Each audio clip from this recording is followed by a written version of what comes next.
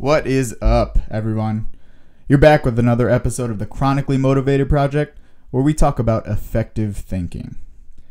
Today is Monday, so that means Monday's motto.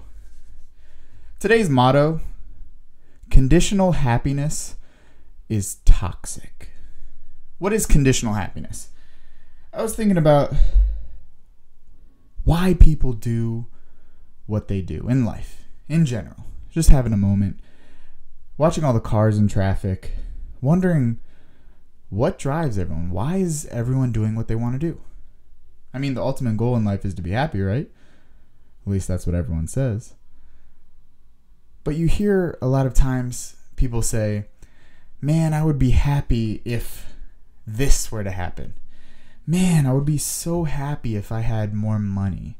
I'd be so happy if I got this job promotion. I would be happy if this happens.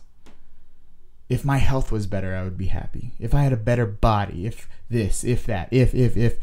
Conditional happiness is when you'll be happy when the conditions are right. This is such a toxic mentality that keeps you unhappy your entire life. What's funny is it's taught at such an early age. Think back to when you were in school. What did teachers used to say to us? Okay, you have to go to school to get an education. You have to get an education to get a good job. You get a good job to make enough money, and then you get a family, and you use that money to buy that white picket fence, 2-story Victorian home, and then you're happy. We're taught, it's ingrained, conditional happiness. You'll be happy when you get the things you want. How back-asswards is that? It's a tax that takes away from current happiness and robs you of enjoyment because you can't possibly be happy with what you have. No, that's not allowed. You'll be happy when you get the things that you want in life. This just, it undermines your ability to control your life.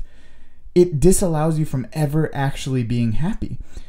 If you live constantly confined by your unwillingness to take responsibility for your happiness, you'll never get to experience what you've been chasing your entire life. Conditional happiness is that prison that you see out the window. You can almost see the happiness that you want, but you can't have it because the conditions aren't right. Imagine if we led with happiness. Imagine if we started being happy. Let's take that whole conditional happiness thing. Let's say if I made more money, I would be happy. Let's flip it. Let's just start with happiness, lead with happiness, okay? If I was happy, I could make more money. How much more productive and self-aware and self-driven are you if you're happy? No one wants to hire or promote someone who isn't happy. No one wants to be around someone who isn't happy. No one wants to give anything to anyone who seems miserable or guarded or just distraught because they're chasing happiness. You always hear the two sides of the story, you know? The whole, is the glass half empty or half full? Well, it depends on who you ask. If you're asking a pessimist or an optimist, you know? Depending on how you view happiness, some people are overly optimistic, like that optimistic hippie that would stand in a burning building. And some people are just so negative that it's always going to be half empty. The glass might be half empty or even half full, but the glass is always refillable. Regardless of how happy you are or not, you have the ability to change. You have the ability to be happy. You have the ability to be more, given that you chose to. If you made a choice to simply think different, you could. Well, I don't have enough money, and not having enough money, it's hard to be happy. Well, let's look at some statistics, okay? If you make more than $5,000 a year, you are above the top 50% income earners in the world. Yeah, That's right. 71% of people in the world live on less than $10 a day. And you're unhappy because you don't make enough money. Talk about first world problems, huh? I understand you want more money. Yeah, that's great and all. Money would make you happy, right? It would seem so. Let's consider this. There's a study conducted at the Hope College, University of Michigan, since the 50s, since 1955 to be exact. At the time, they were asking people to determine if they were truly happy. And at the time, in the 50s, 20% of people reported that they were happy. Now, the study went all the way to 2000. It might still be going on for all I know. But all the way to 2000s, all the way to current era of more wealth, more technology. Yet 20% of people still reported that they were actually happy. So 80% of people didn't report that they were happy. We have more money now. We have more technology. We have all these things. Yet happiness is streamlined. It hasn't made huge improvements. Why is that? Because people live in this toxic state of endgame happiness, this toxic state of conditional happiness, that they'll be happy when things change, but things will change when you decide to be happy. That's the reality of it. You ever notice you have those really bad days and things just start piling up and piling up and piling up? Or you have those really good days where it seems like you could literally walk into traffic on a busy interstate and you wouldn't get hit. Things are just going so well. Now, I'm not big on the whole overly optimistic thing, but I am going to say that if you just decide to be happy, things will generally go better. And not only will things go better, if things do go bad, because that's life, you'll be able to deal with them better. You'll be able to pick them apart as to why things went bad and what you can do to control your reaction and thinking more effectively. Conditional happiness just isn't an effective thought process. Yet people live on the thought of, I need more. Comparison is the thief of joy. I love that quote. It's so true though, especially with today in social media. You see all the things you don't have and you say, I need that. You confuse desire with necessity. And then happiness is thrown out the window.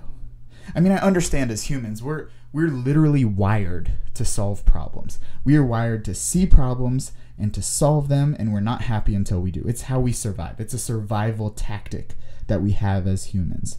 So we throw happiness out the window. When we tell ourselves it's okay not to be happy because we're working towards a goal. But the whole goal in life that we agreed to is that we want to be happy.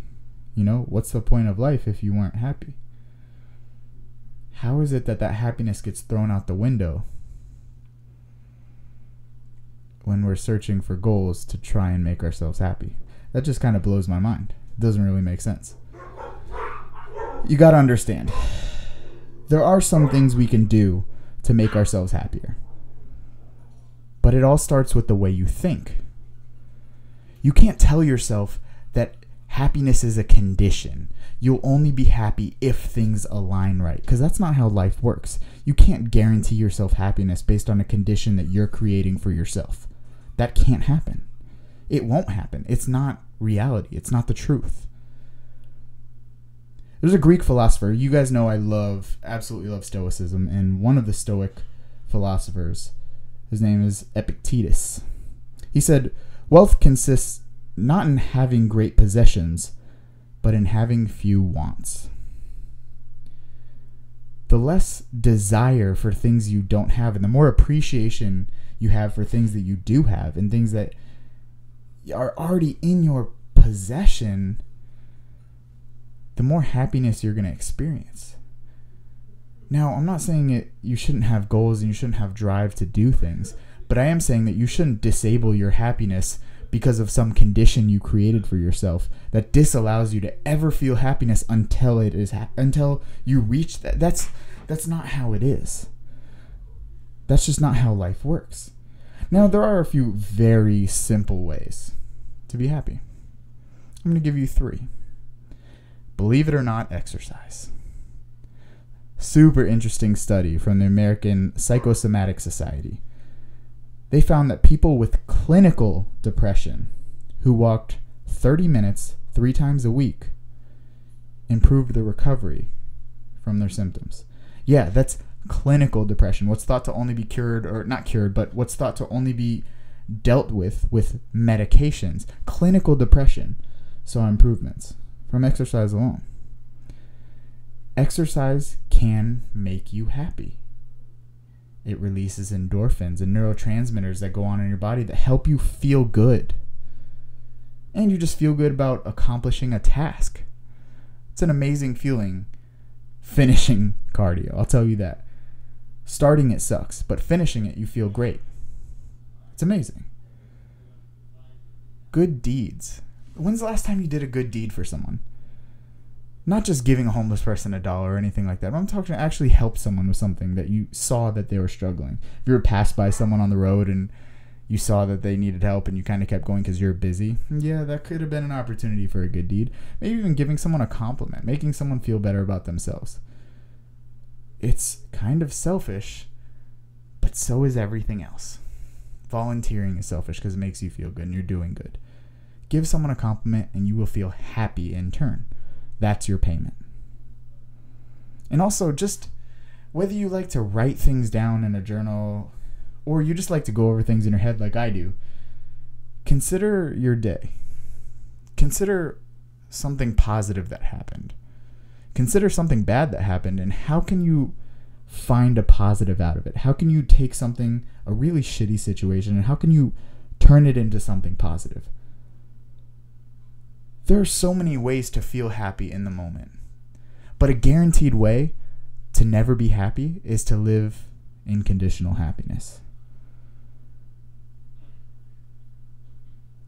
That wraps up today's Chronically Motivated project, talking about conditional happiness and how it's extremely toxic to your overall happiness. Make sure you tune in tomorrow for tomorrow's Trash Talk Tuesday. And until then, I will see you guys later.